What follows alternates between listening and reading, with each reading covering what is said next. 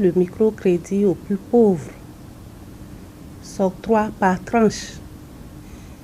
Pour un primo-demandeur, il lui est octroyé un montant de 50 000 francs CFA,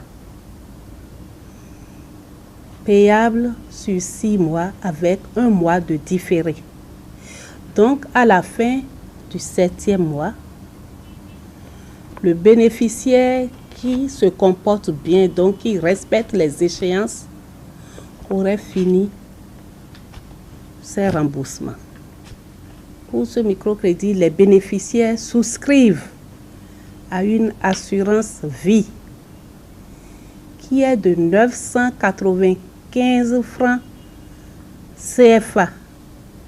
Et cette assurance vie couvre toute la durée du crédit et non par mois. C'est sur toute la durée du crédit.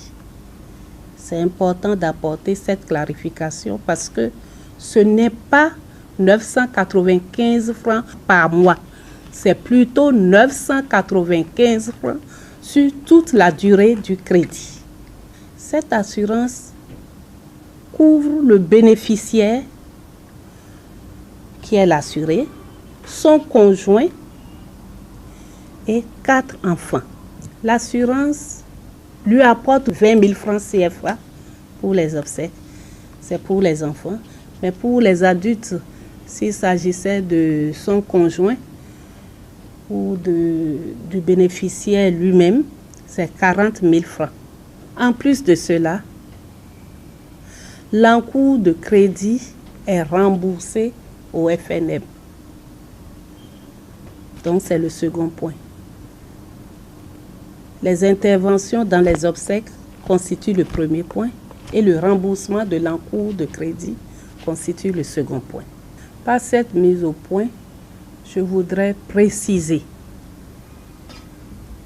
que le FNM n'est pas en train de faire un business, c'est plutôt du social.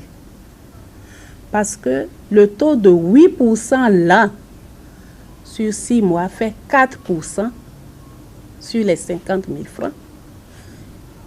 C'est un crédit de 6 mois. Donc, le bénéficiaire, on lui octroie le crédit de 50 000 francs et il paie 4% sur les 50 000, étant donné que le crédit a une durée de 6 mois. Ainsi, sans se tromper, on peut confirmer que c'est plutôt du social et non du business.